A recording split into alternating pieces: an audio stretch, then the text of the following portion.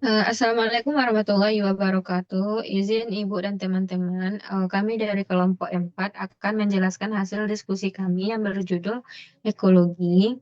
Sebelum kami menjelaskan materi yang telah kami diskusikan, kami ingin perkenalkan diri terlebih dahulu. Saya sebagai moderator, Watri, dan rekan-rekan Saya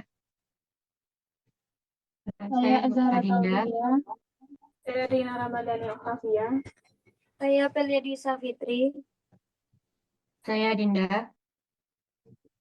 Eh, Baik, selanjutnya adalah pemateri. Pemateri satu yaitu akan dijelaskan oleh Adinda. Baik, saya akan menjelaskan tentang pengertian ekologi.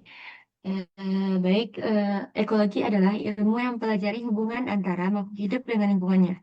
Dalam ekologi, lingkungan terdiri dari dua faktor utama. Yang pertama, faktor biotik, yaitu makhluk hidup seperti manusia, hewan, tumbuhan, dan mikroorganisme. Yang kedua yaitu faktor abiotik, yaitu komponen tidak hidup seperti air, udara, tanah, cahaya matahari, dan suhu.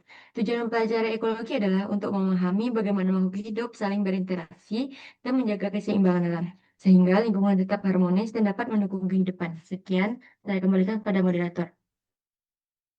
Baik, terima kasih Adinda. Materi selanjutnya adalah ruang lingkup ekologi yang akan dijelaskan oleh Odi. Baiklah, saya akan menjelaskan apa itu ruang lingkup ekologi. Ilmu ekologi secara umum mempelajari tentang interaksi organisme dengan lingkungan hidup di sekitarnya. Ruang lingkup ekologi pada dasarnya terbatas pada beberapa hal, seperti misalnya individu, populasi, komunitas, ekosistem, dan biosfer. Yang pertama tuh adalah individu. Individu merupakan satuan organisme dari setiap jenis atau spesies tertentu pada suatu lingkungan. Contoh individu adalah seorang manusia, seekor ikan, seekor burung, dan lain sebagainya. Dan selanjutnya adalah populasi. Populasi adalah suatu kelompok dari individu-individu sejenis yang berada di suatu tempat tertentu dan pada waktu tertentu. Contoh dari populasi ialah populasi manusia, populasi burung, populasi rumput, dan masih banyak lagi populasi lainnya. Selanjutnya adalah komunitas.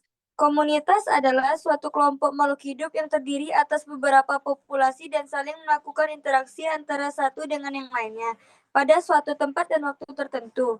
Contoh komunitas misalnya komunitas padang rumput.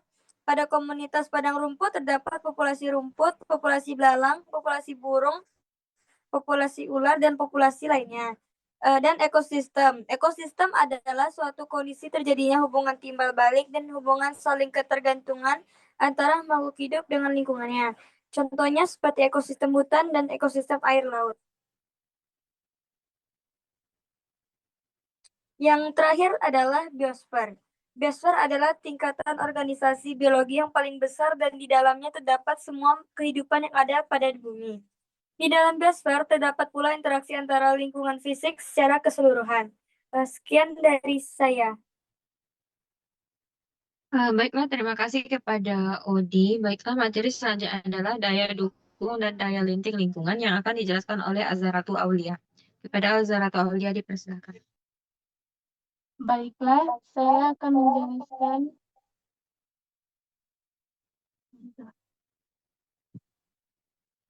daya dukung dan daya lenting lingkungan. Daya dukung lingkungan yaitu kemampuan lingkungan menyediakan sumber daya bagi makhluk hidup tanpa merusaknya.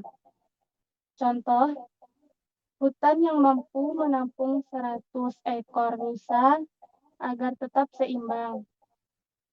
Tokoh yang menemukannya adalah Thomas Malthus. Dia menemukan konsep pertumbuhan populasi dan sumber daya. Lalu, daya lenting lingkungan, yaitu kemampuan ekosistem pulih kembali setelah terganggu alami atau manusia. Contohnya seperti hutan dapat tumbuh kembali setelah kebakaran. Ini ditemukan oleh tokoh C. S. Holling yang menemukan konsep resilience ekosistem. Lalu kerusakan lingkungan. Penyebab dan dampak kerusakan lingkungan.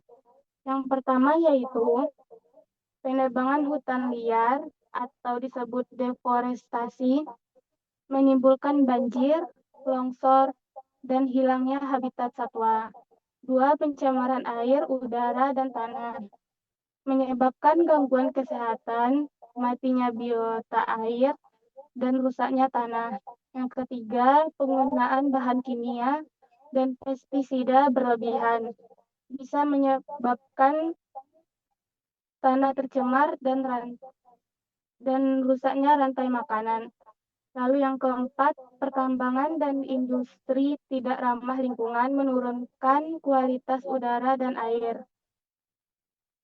Yang kelima adalah sampah plastik berlebihan, bisa mencemari laut serta membahayakan organisme.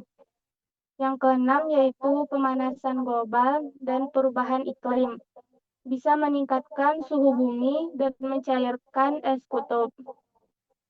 Lalu setelah penyebab itu ada upaya pencegahan dan penanggulan yang bisa kita lakukan, yaitu pertama reboisasi dan penghijauan. Kedua, pengelolaan limbah dan daur ulang. Yang ketiga, penggunaan energi terbarukan seperti surya, angin, air. Yang keempat, kurangi plastik dan tingkatkan kesadaran lingkungan. Baiklah, sekian dari saya serahkan kembali kepada moderator. Baiklah, terima kasih kepada Zaza. Selanjutnya adalah pelestarian dan berwawasan ekologi yang akan dijelaskan oleh saya sendiri. Pelestarian berwawasan ekologi adalah pendekatan untuk melindungi lingkungan yang didasarkan pada pemahaman bahwa semua makhluk hidup dan komponen alam saling terhubung. Contoh penerapannya adalah kawasan lindung, penetapan taman nasional dan cagar alam, pertanian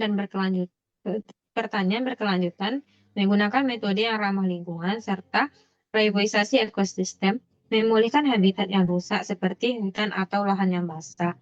Baiklah, hanya itu yang dapat saya jelaskan. Selanjutnya materi yang selanjutnya akan dijelaskan oleh Rina, yaitu prinsip utama dan manfaat.